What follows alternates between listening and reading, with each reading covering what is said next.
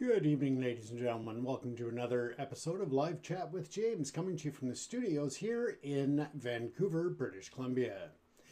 Before we get started on tonight's episode, talking local, national, and international news, I wanted to send a heartfelt condolences and best wishes out to all of the victims at the Liverpool FC parade that happened yesterday. It is being reported that 50 plus people have been injured as a result of a car careening into the crowd at the end of the parade ceremonies. Unfortunately, some of those are still in what is described as gravely ill condition. So in Canada, I believe that would equate to critical care or in the critical care unit.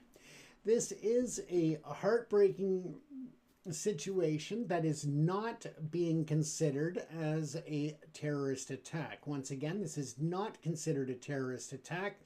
Instead, it is still being investigated and not being categorized at this point. But again, police are not investigating it as a terrorist act at this time. Our thoughts and our prayers go out to all of those impacted, both directly and indirectly. As you know, here in Metro Vancouver, we recently saw a deliberate attack on a celebration in the Filipino community in Vancouver. We know the heartbreak, the loss, and the devastation that this can cause. We also understand how it can impact future events, with people being very concerned about attending, public events in public spaces. Once again, we cannot allow for those who act in such ways to control and dictate our lives and what we do with them. So again, from Vancouver, we send our heartfelt thoughts and prayers to all of those impacted by the vehicle plowing into the crowd at the Liverpool FC parade.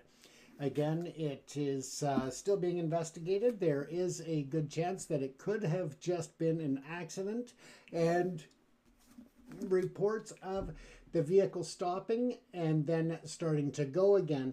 It should also be clearly understood that when the vehicle did stop, a lot of people who were at the parade stormed the vehicle, breaking out the rear window, and really, you can imagine the terrifying situation that the driver of the vehicle would have been in had it been a legitimate accident in which he ran into people. Fortunately, as I said, at this point there are no reports of deaths, but there are over 50 people who were injured at that site today. So again, our best wishes go out to all. Moving on from there, folks, it is, of course, as you're aware, ProPix TV and True Crime and Justice TV are part of the umbrella of ProPix Canada Media. Over the years, we do a lot of charitable and community support programs, whether that was sponsoring and assisting refugees fleeing from Ukraine, whether that is Canadian forest fires, U.S. tornadoes and floods, and so many other areas in which we contribute financially and otherwise. We also participate in many public awareness campaigns and education campaigns on various topics of concern. And as such, we always hold various fundraising drives. And right now we are in the midst of our fundraising drive for the spring. And you can find more information or how to donate at www.propixcanada.com. That's PROPICS Canada.com, where you'll find a link to the ProPix Canada Media Fund for Good, or PPMC for Good Fund, and you can donate there online from anywhere in the world securely using a credit card. Again, we just wanted to bring that up as we do a lot of community events and in terms of assisting others in need, and we wanted to make sure that you're aware that we are doing, a spring fundraiser. We are a non-corporate channel in terms of the fact that we are not funded by big corporate channels and corporate sponsors. We are a small independent site here, and therefore we rely a lot on our viewers to help us to participate in assisting others when they are in need. Let's move on to today's top stories, though, from Surrey, across Canada, and around the globe. We know that here in Surrey there is a lot going on. And we'll look at a major development in a 2-year-old homicide case here in Surrey, as the RCMP have announced an arrest. We'll also delve into the heated debate surrounding BC Premier David Eby new mining exploration plan and the controversial Bill 15, which critics say could fast-track projects at the expense of the environment and of Indigenous rights.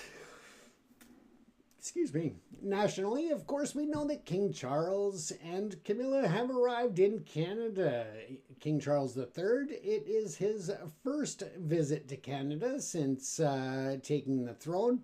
And as part of that visit, he will be delivering the official throne speech tomorrow. And that is significant because only 2 other times, which both were his mother, that the throne speech was delivered by a member of the monarchy at that time. So again, the last time that a member of the monarchy delivered the throne speech to Parliament was in 1977. Needless to say, it's a little overdue. Now, as we look at other stories, of course, we will be looking at U.S. President Donald Trump as he goes off on Vladimir Putin publicly in the media. We'll also cover the new Speaker of the House of Commons and Alberta's new rules on age-appropriate library books. And in the international front, Russia has unleashed the largest drone attack on Ukraine since the war began, drawing sharp criticism from Donald Trump. We'll also bring you the latest on the humanitarian crisis in Gaza as new aid distribution system begins amidst ongoing Israeli airstrikes. Nationwide trucker strike. Excuse me, my apologies, folks. A national trucker strike is taking place overseas as well. It's having a major impact on Iran. This is leading to economic unrest and concerns about rising prices. It should be noted, though, that local authorities have started to take action against any of the truckers that are taking job action and striking if they are impeding the delivery by other trucks of commodities, goods, food, whatever the case is in cargo. They are not able to interfere and have been warned that they will face arrest. Since that announcement came out, several truckers have actually been arrested under that act that prevents them from blocking the deliveries and the other trucks. Now, as I said, we are also looking at local law enforcement breakthroughs to high-stakes international diplomacy and escalating conflicts. Today has been a day of significant developments across the globe. These events, although they're geographically diverse, often have ripple effects, demonstrating how global demand for critical minerals can influence provincial policy, or how international political tension can prompt national diplomatic responses. And this broadcast aims to break down these stories for you, providing the context and implications needed to understand the forces at play. Now, as I said, we'll start in Surrey. A significant development has emerged in a 2-year-old homicide case in Surrey, as the RCMP have announced the arrest of a suspect in connection with the 2022 murder. The victim, Frank James, tragically died on August the 28th, 2022 in his home in Surrey's Clayton Heights neighborhood near 76th Avenue and 188th Street. Mounties had responded to reports of a man in medical distress just after 11 p.m. on that date, where they found James with life-threatening injuries. On Monday, the Integrated Homicide Investigation Team, also known as IHIT, confirmed that a 42-year-old man has been charged with second-degree murder in relation to James's death. The suspect was apprehended in Burnaby, British Columbia over the weekend and is scheduled to appear in court later this week. IHIT has indicated that their investigation into James's death remains active, as they believe that other individuals were involved. Authorities are urging anyone with further information to come forward and assist with the ongoing efforts. And once again, this suspect will be in court later in the week, at which time we understand that the identification of that individual will come into more clearer light. Now, this arrest represents a crucial step towards justice for the victim, and his family after a prolonged investigation, highlighting the persistent efforts of law enforcement. For the Clayton Heights community, this development can provide a sense of closure and reinforce trust in the justice system, even when investigations span years. The explicit statement from IHIT that other individuals were involved and the call for public information suggests this case may extend beyond a single perpetrator, potentially linking the broader criminal networks or activities. This underscores a persistent concern for public safety in Metro Vancouver and the complexities inherent in long-term investigations of homicides. Moving on, BC Premier David Eby has unveiled an ambitious plan aimed at accelerating mining development in northern British Columbia, a strategy designed to significantly boost the provincial economy. Premier Eby emphasized the substantial economic potential, citing nearly $50 billion and tens of thousands of high-paying jobs are at stake. This initiative is framed within the context of a global race for critical minerals, which are essential for the production and technologies such as electric cars, batteries, wind turbines, and solar panels. A central component of the government's economic growth strategy is Bill 15, the Infrastructure Projects Act. This proposed legislation is controversial as it would grant the Cabinet the power to fast-track both public infrastructure projects like schools and hospitals and provincially significant private resource projects, including critical mineral mines. Premier Eby maintains that high environmental standards and partnerships with First Nations are not at odds with the resource development. He also asserted no connection between Bill 15 and today's announcement, despite having previously cited mines as a key example of when the bill was first announced on May the 1st. However, the announcement has been overshadowed by growing opposition. Indigenous leaders, including the Tsarlip First Nations, and my apologies if I mispronounce that, but the First Nation chief Don Tom and Hugh Baker from the First Nations Summit Political Executive, along with environmental groups and the Union of BC Municipalities, accused the NDP government of granting itself unchecked power to push through projects with limited consultation or ecological safeguards. Specific concerns regarding Bill 15 in terms of the mechanisms that are of concern include the Cabinet's ability to override standard environmental rules for designated projects. This could exempt major resource projects from key environmental assessment requirements such as mandatory public comment periods, consensus seeking with Indigenous nations, and comprehensive cumulative impact assessments. Critics also point to provisions allowing private consultants to issue certifications in place of government regulators.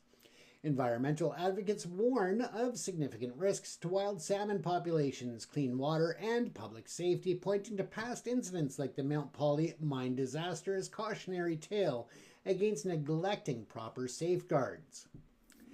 Concerns have been specifically raised about the Red Chris Mines tailings waste facility, which has reportedly been leaking contaminated water containing toxins like selenium and copper, and the potential for the dam failure. Indigenous leaders like, as I said, Don Tom have expressed both deep betrayal, stating that trust has been broken, and calling Eby a snake oil salesman, whose pledges amount to "trust us, bro." They highlight a perceived lack of consultation before the bill's announcement, despite the significant impacts on Indigenous lands and governance. Conversely, 3 First Nation leaders from various other regions and First Nations have publicly backed the province plan to fast-track mining developments.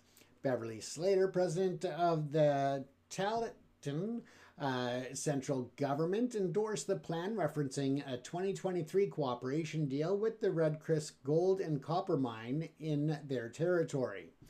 The Association for Mineral Exploration has stated that for the province's proposed strategy to succeed, it must be an open and transparent process that includes the mineral exploration sector at the table with government, First Nations, and other partners.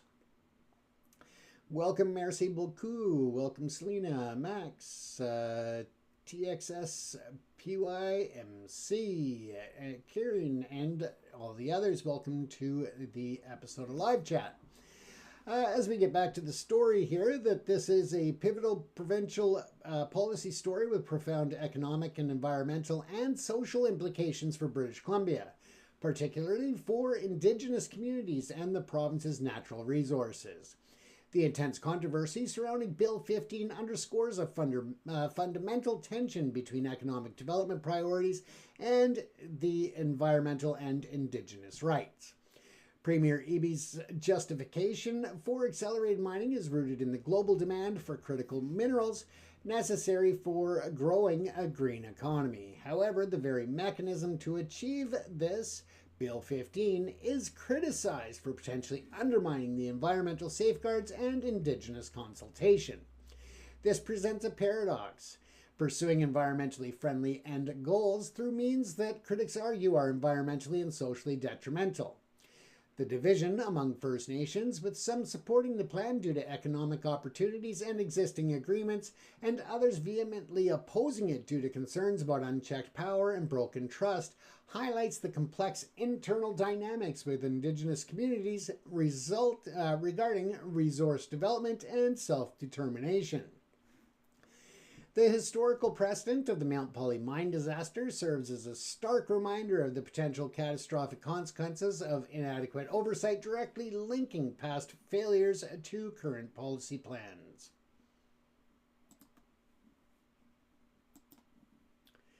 And as we continue on here, I just have to check the other page momentarily every once in a while to keep us flowing here online. Now, the debate over Bill 15 extends beyond the mining to the fundamental nature of governance in British Columbia and the extent to which executive power can be expanded to fast-track projects.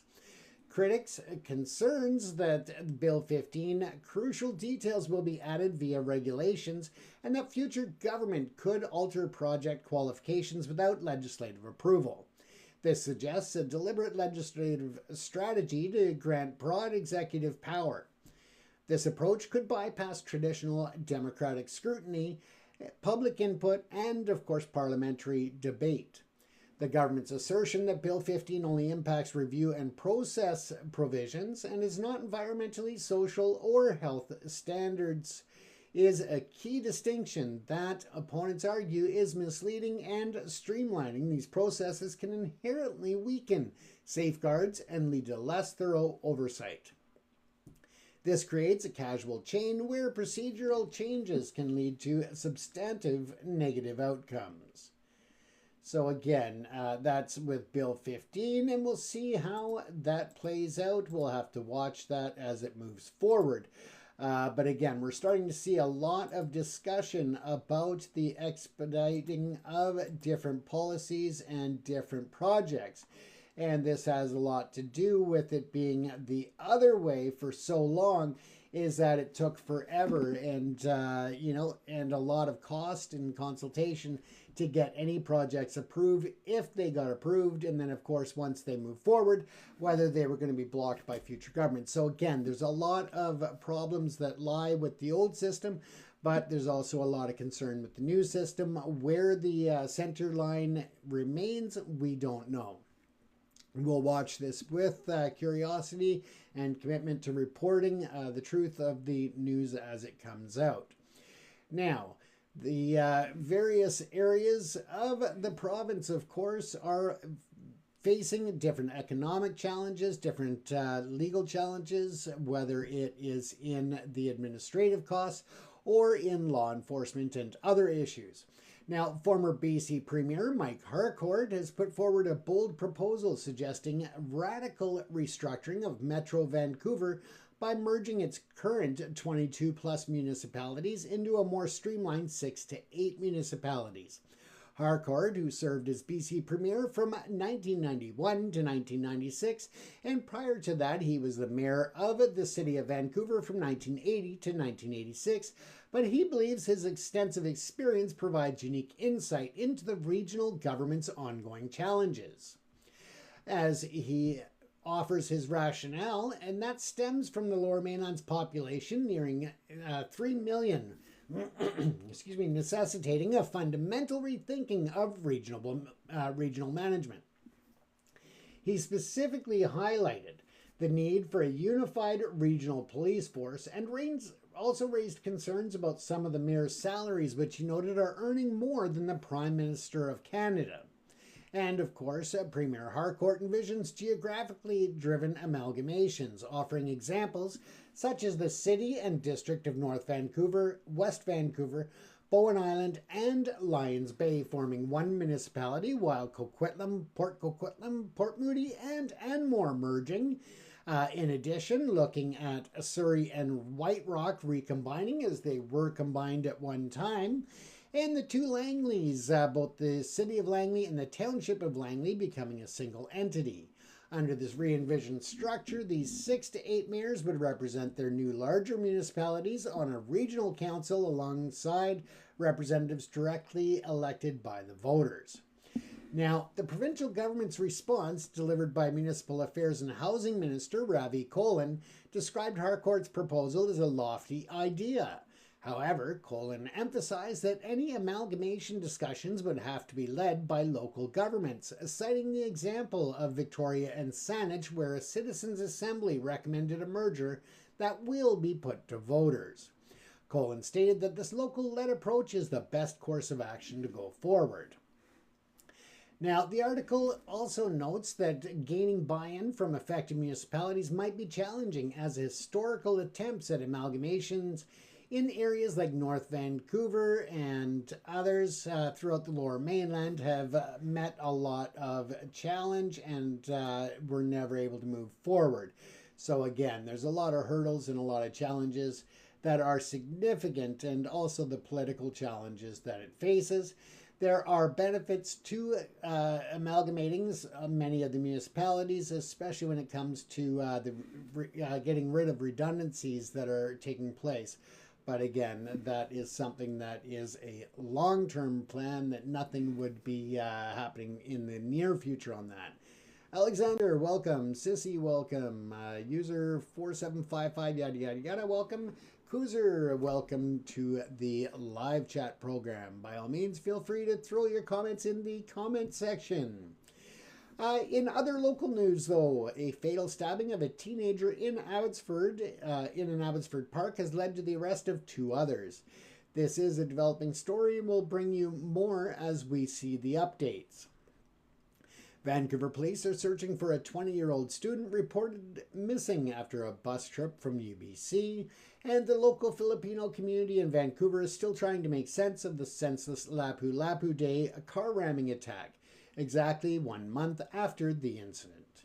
Now, this is also different in terms of what happened yesterday at the Liverpool FC parade, where it is not considered to have been a terroristic attack or an intentional attack, I should say. The investigation at the Liverpool FC is still preliminary and in its early stages, whereas this attack in Vancouver at the Lapu-Lapu Day car ramming incident was considered an intentional act. Now, in other local stories, nonprofit thrift stores across Metro Vancouver are struggling significantly as soaring rents continue to impact their operations and highlighting broader affordability challenges. And in Langley, RCMP clocked a Ferrari going an astonishing 124 kilometers over the posted 50-kilometer speed limit. This is underscoring ongoing concerns about excessive speeding. Finally, a landslide threat in the Fraser Valley is forcing some homeowners to abandon their properties, raising concerns about geological stability and climate impacts. As we move on, we want to take a look at the national news. Yes, King Charles III and Queen Camilla arrived in Ottawa yesterday, Monday, May 26th, marking their first royal visit to Canada since Charles ascended to the throne. This two-day visit is packed with engagements in various regions. Now, the primary purpose of the visit, as stated by Prime Minister Mark Carney, is to emphatically underscore Canada's sovereignty. This comes amidst former U.S. President Donald Trump's repeated and controversial suggestions of the United States annexing its northern neighbor. Prime Minister Carney extended the rare invitation for King Charles to deliver the speech from the throne, which will outline the Canadian government's agenda for the new parliament. This act is highly significant as it is a rare occurrence for the monarch to deliver the throne speech in Canada. King Charles's mother, Queen Elizabeth II, performed this duty only twice during her 70-year reign, with the last instance, as I stated earlier, it was in 1977. Now, Carney described this as a historic honor that matches the weight of our times, emphasizing that it speaks to the vitality of our constitutional monarchy and our distinct identity. It also highlights historic ties that crisis only fortify. He further stressed Canada's strength in building a strong future by embracing its English, French, and Indigenous roots, which form its bedrock. The agenda for the throne speech, to be delivered on Tuesday, May the 27th, so later on today, includes defining a new economic and security relationship with the U.S., addressing the cost of living, and enhancing community safety. Upon their arrival, the royals were greeted by the Prime Minister, Mark Carney, as well as Canada's first Indigenous Governor-General, Mary Simon. Their day included the 25-member Honor Guard, a ceremonial first puck drop during a street hockey game at Lansdale Park, and a meeting with community organizations.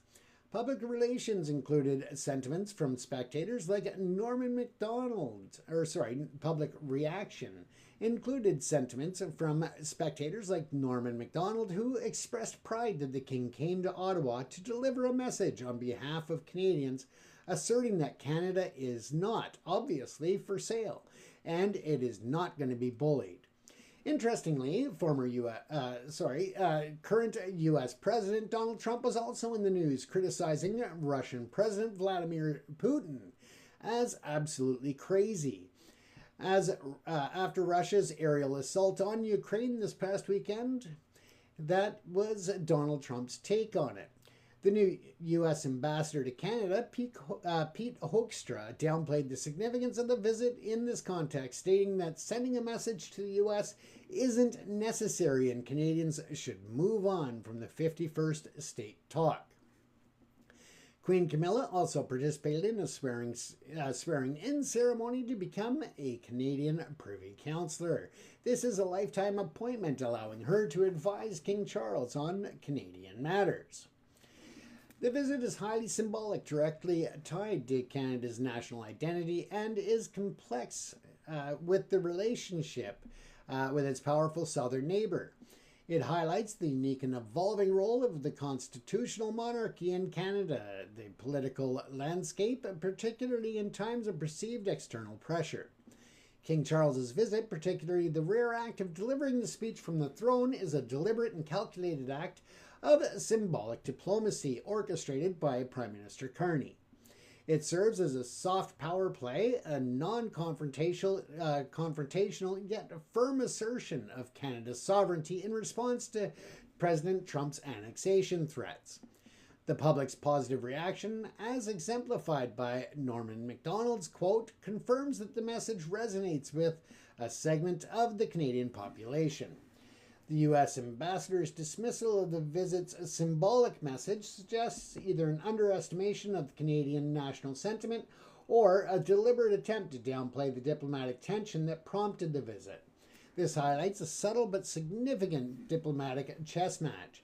It should also be noted that in a recent television interview, a lot of Canadians were quite turned off by the presence of this individual as Canada's ambassador, claiming that Pete Hoekstra seemed arrogant, ignorant, and out of place in Canada, and that he needs to go back to the US. So a lot of people not liking the new Pete Hoekstra as ambassador to Canada of the United States.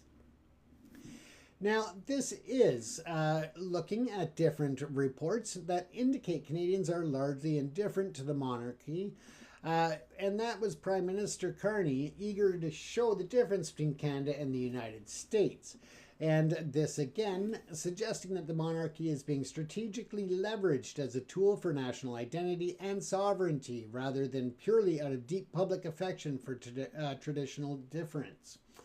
The inclusion of Queen Camilla becoming a Canadian Privy Councillor further signals the continued, albeit formal, engagement with the Canadian governance, integrating the monarchy into the country's constitutional fabric in a practical advisory capacity. The event underscores the ongoing, albeit often subtle, geopolitical dance between Canada and the US, particularly under a Trump presidency. It also highlights the enduring, albeit evolving, role of the monarchy as a symbol of Canadian distinctiveness and independence, especially when national identity is perceived to be challenged. The visit is a reminder that the national identity is not static but actively constructed and asserted. Now, moving on from that story, let's take a look at something else that had to happen before the king does the throne from the speech tomorrow. And that was the selection of a new Speaker of the House and the resumption of Parliament in itself. Now, Parliament has officially resumed in Ottawa after a 5-month break, signaling the start of a new legislative session. The first order of business was the election of a new Speaker of the House and Commons, and Liberal MP Francis Scarpellegia, representing the Montreal area riding of Lac Saint Louis, emerged victorious. Scarpellegia has pledged to put an end to unparliamentary behavior, a task that has proven challenging in previous sessions, but something that we've seen growing over the past several years is the disrespect and unparliamentary behavior happening within the House of Commons. So again, that is something that they want to crack down on, or at least he does as the new Speaker of the House. Now, Prime Minister Carney, who took office on March the 14th after winning the Liberal leadership election following Justin Trudeau's resignation on January the 6th, 2025, offered his congratulations to the new Speaker, playfully asking for patience as Scarpellegia learns the ropes. The 2025 federal election results saw the Liberal Party win a minority government with 169 seats after redistribution, while the Conservative Party secured 144. The NDP, with 7 seats, lost official party status for the first time since 1993. As 12 seats are required for this designation, and again, they only won 7. Despite this, NDP interim leader Don Davies expressed that he is not bothered by the lack of official party status. He believes his party can still be highly relevant and have an outsized impact in the current minority government context, noting that the Liberal government with 169 seats would need support from other parties to achieve a majority on votes. The return of Parliament and the election of a new Speaker formally inaugurate a new legislative session. This is crucial for the country's governance, of course. The dynamics of a minority government will significantly shape the political landscape and legislative agenda.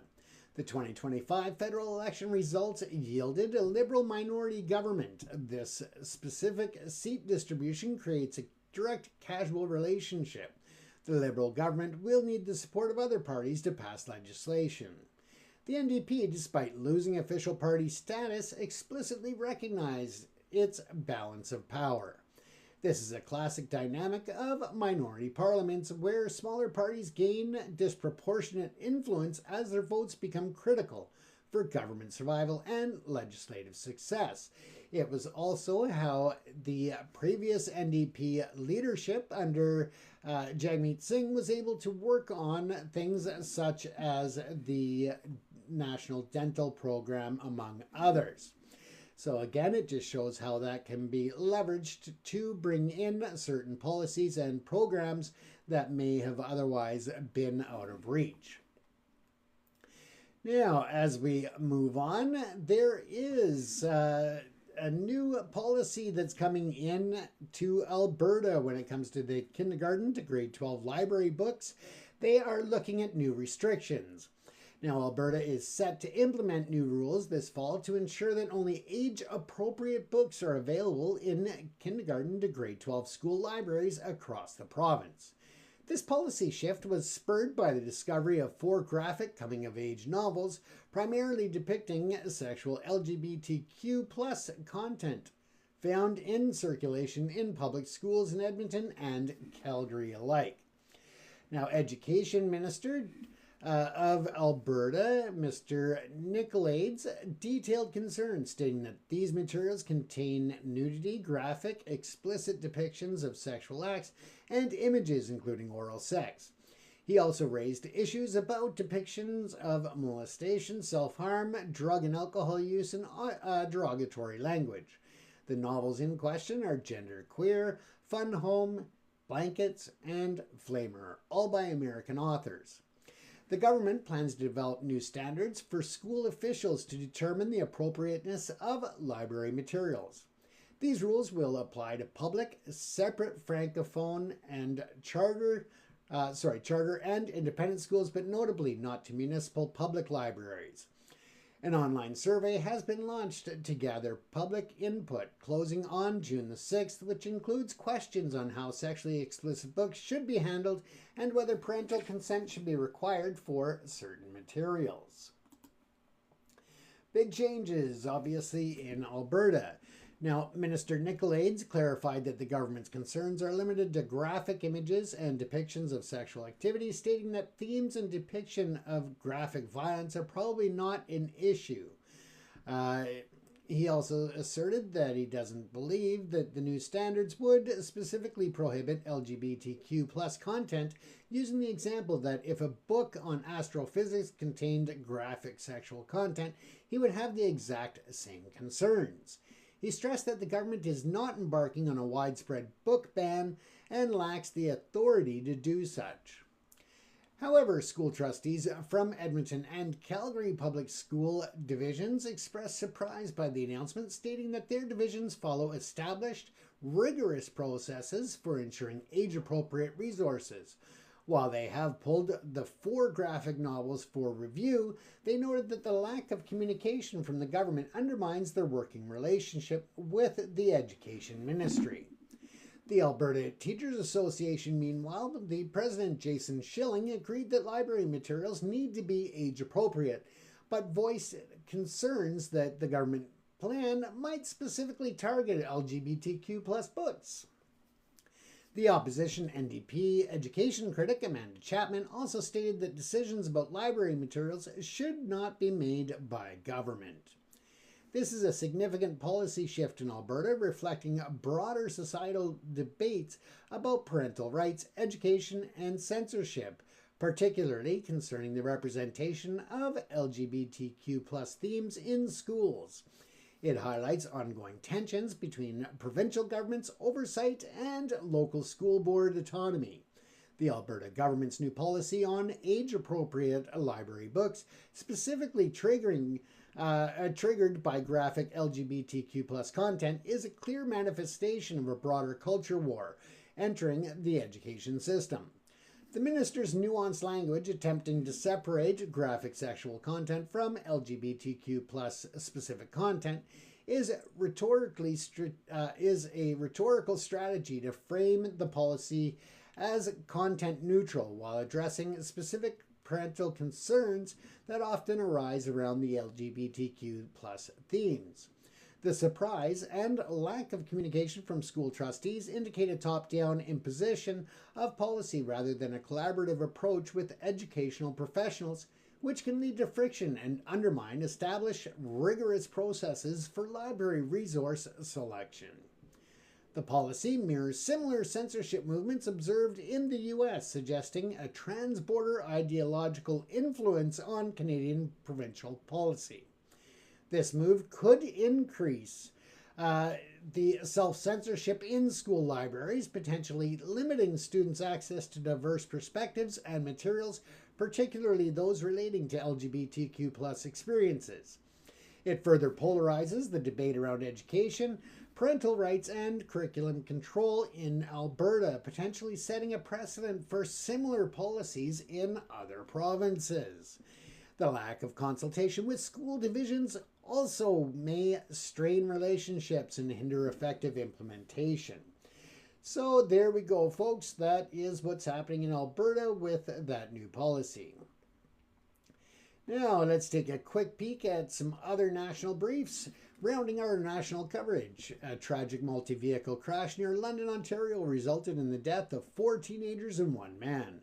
Across Saskatchewan, evacuation orders and restrictions are now in effect as wildfires continue to spread, posing a significant threat to communities and natural landscapes. That should be increased or spread as well, that some evacuations are in place in northern Alberta at this time as well. Excuse me. In Nova Scotia, questions are being raised about whether Nova Scotia Power is doing enough to address the aftermath of a recent ransomware attack that impacted its operations. A $500 million settlement has been approved in the Loblaw bread price fixing case, and a significant development for consumers affected by the scheme. New trends are emerging among realtors as the Canadian housing market continues to cool, indicating shifts in buying and selling patterns. As we move on to some quick stories that are coming in from around the globe. Russia dramatically escalated its bombing campaign against Ukraine on Monday, May the 26th. And that was over the weekend as well. We should also note that there was scheduled a 1,000 prisoner of war exchange between Russia and Ukraine over the weekend, and during which time Vladimir Putin continued to rage down on one of the worst attacks on Kiev and the rest of Ukraine since the beginning of the war. Ukraine Air Force officials reported an unprecedented scale of attack with over 355 drones originating from Russia on Sunday night and the previous night to that, so Saturday night, in addition to nearly 69 missiles. This barrage has been described as the biggest drone attack of the entire war so far. The human cost continues to mount, with these attacks resulting in 30 Ukrainian deaths and over 163 injuries in the past week alone. Homes such as that of Ivan and Lyubov Fedorenko outside of Kiev were destroyed. Ukrainian President Volodymyr Zelensky stated that these increasingly brazen attacks clearly indicate Russian President Vladimir Putin's unwillingness to end the war, noting the launch of over 900 attack drones against Ukraine in just 3 days, alongside of ballistic and cruise missiles. In response, Moscow's defense ministry claimed its forces shot down over 100 Ukrainian drones overnight, and flights to Moscow airports were diverted on Sunday and Monday due to drone activity. U.S. President Donald Trump, in the meantime, reacted to the escalation while on the tarmac, stating he was losing patience with Russian President Vladimir Putin and expressing his dislike for Putin sending rockets into cities and killing people, especially in the middle of talking about peace.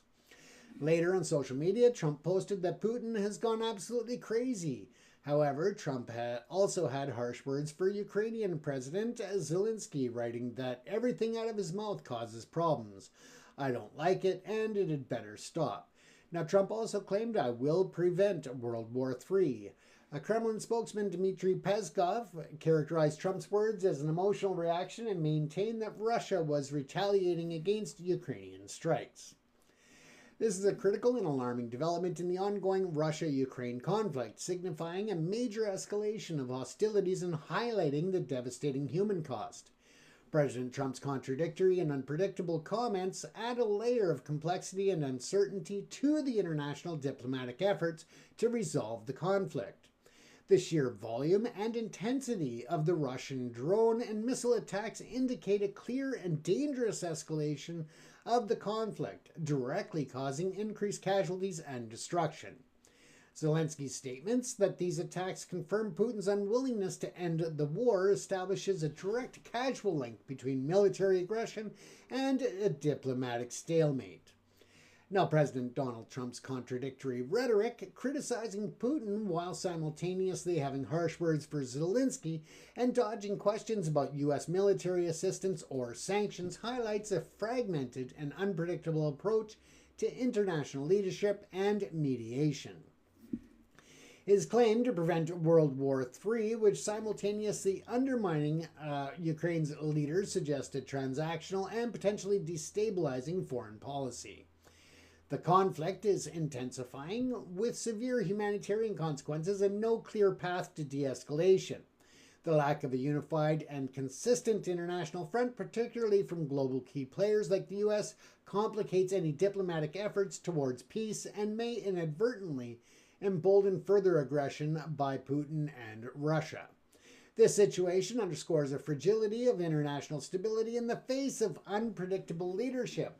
It should also be noted that reports are coming out that the various governments, including some of Europe, the UK, the US, and others, are starting to agree that Ukraine can use their weapons and artilleries to attack within the Russian borders as well. So that is a lifting of restrictions on where these weapons can be used against Russia in retaliation for the escalating attacks and drone attacks on cities and towns in Ukraine. Once again, there was a prisoner swap over the weekend between Russia and Ukraine. But again, this clearly demonstrates that Vladimir Putin is not genuine in finding peace, that instead he's using all of these talking points to just basically determine that he can push around the rest of the world, that the U.S. has no balls, and that obviously it appears that Donald Trump is in Putin's back pocket, because Donald Trump has yet to increase any sanctions or any real penalties for Vladimir Putin since he came back into office for his second term. It should also be noted that there are other accusations of the Trump Organization and the Trump family being in bed with some of the Russian oligarchs, and that may also be having some influence on the Trump lack of action when it comes to the Trump administration against Russia for these ongoing attacks that are not only going after military targets, but also targeting women, children, and residential communities. So once again, we have to see people stand up to Vladimir Putin and demand that this is not acceptable. And one of the ways is, obviously, as I just stated, various governments that are lifting restrictions on where the Ukraine military can send those weapons and shoot past the borders into Russia.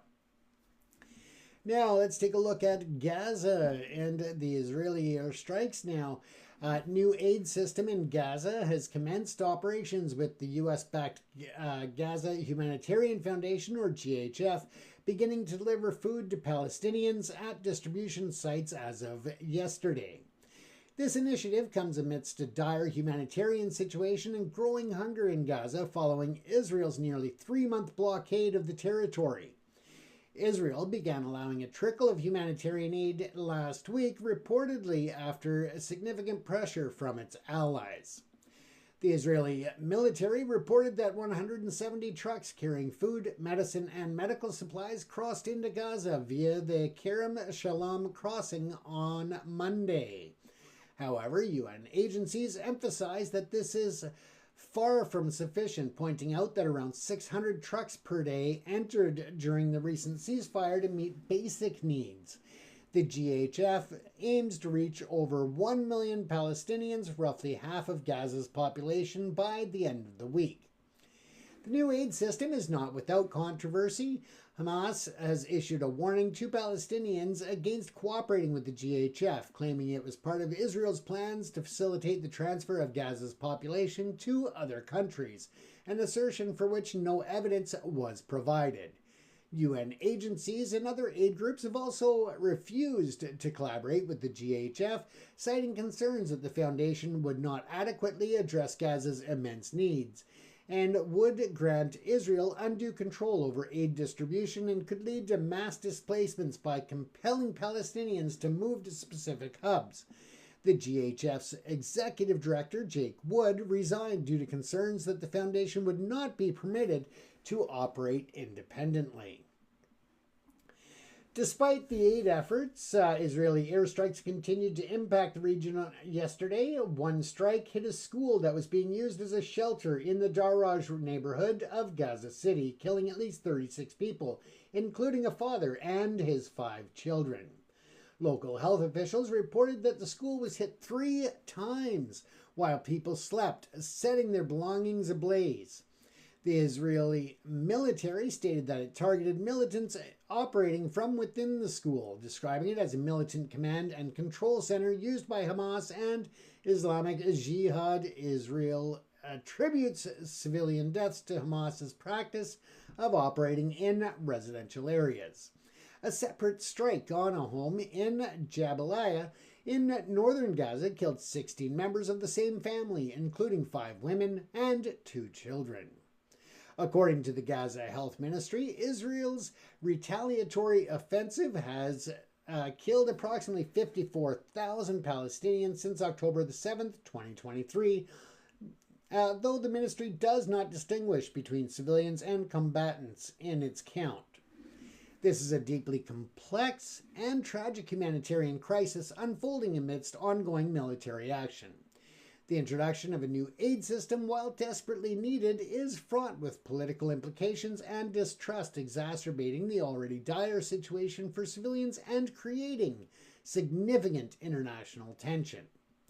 The immediate distrust and accusations from Hamas regarding a new aid system, claiming that it's a pretext for population transfer, highlight how humanitarian aid itself becomes a tool in the conflict.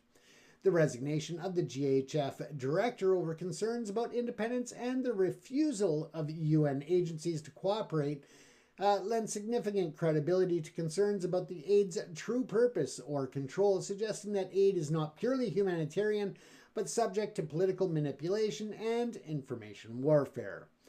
The conflicting casualty figures and the Israeli military's justification for civilian casualties underscores the intensely contested narrative of the conflict and the immense difficulty in verifying information independently in a war zone. This creates a cycle where mistrust hinders effective humanitarian response. Now, Israel allowing a trickle of aid after pressure from allies indicates that international diplomatic pressure is having some effect, demonstrating a causal link between external calls and limited concessions. However, the stark contrast between the 170 trucks allowed in and the UN's estimate of 600 trucks needed daily clearly shows that the current aid efforts are nowhere near sufficient to meet the mounting humanitarian needs. This highlights a significant disconnect between international calls for humanitarian access and the grim reality on the ground. While international efforts are being exerted, they are proving largely inadequate to address the scale of the humanitarian catastrophe in Gaza. This suggests that core issues of the conflict, the release of hostages, the destruction or disarmament of Hamas, and the comprehensive civilian protection remain unresolved, and the current level of international intervention is insufficient to fundamentally alter the dire situation for the civilian population. Turning now to Iran, where nationwide trucker strike is going on. The drivers have gripped Iran, triggered by increasing insurance and maintenance costs, coupled with deteriorating economic conditions across the country. The strike was specifically prompted by the government's proposal to reduce the subsidized diesel allocation for truckers. Drivers are also protesting unaffordable insurance premiums, which saw an approximate 45% increase earlier this year, and stagnant freight rates, compounding this by worsening state of road infrastructure. That, of course, has an impact on the maintenance and upkeep of those vehicles. Now, the strike began May 18th in Bandar Abbas, in the Hormozgan province, and that's Iran's primary shipping hub, and has since spread to over 40 cities, signaling a potential escalation of public anger. This ongoing strike is expected to exacerbate existing freight transport issues in Iran, especially following a significant explosion at the Shahid Raji port in Bandar Abbas on April the 26th. This port is crucial as it handles 85% of Iran's container traffic and a substantial portion of its oil exports. The explosion has already disrupted container traffic and is estimated to cost Iran $25 million US daily. The strike has reportedly strained domestic freight transport, particularly affecting agricultural distribution during harvest season. While Iranian officials have denied claims of a 50% increase in fruit and vegetable prices, they acknowledge temporary increases in a few staple items due to recent transport problems. In response to the strike, an Iranian judiciary official reported on May the 26th that security forces in Fars province arrested and prosecuted individuals who were blocking the movement of freight trucks. Furthermore, Iranian law enforcement command forces used pepper spray in clashes with strikers in Kurdistan on May the 25th. Now, reports indicate that cargo declaration halls, fruit, vegetable markets, and depots for cement, steel, and iron in many city terminals remained empty as truckers refused to load. Economic protests and strikes of this nature have the potential to escalate into broader anti-regime demonstrations, similar to what occurred in 2017 and 2018 when protests against rising gas prices evolved into anti-regime movements. The nationwide trucker strike is a significant indicator of deep-seated economic grievances and internal unrest within Iran. The immediate cause of the strike, rising costs, unaffordable insurance, and stagnant freight rates, points to a broader economic mismanagement that directly impacts the livelihoods of a critical sector. Now, the government's response, including the arrests and the use of force, suggests a recognition of the potential for these economic protests to morph into wider anti-regime demonstrations, drawing a parallel to past periods of unrest. The ongoing disruption of freight transport, exacerbated by the recent port explosion, creates a direct causal link to potential supply chain issues and further price increases for essential goods, and that could fuel public discontent. The situation highlights the fragility of the Iranian regime in the face of economic hardship and its reliance on coercive measures in order to maintain their control.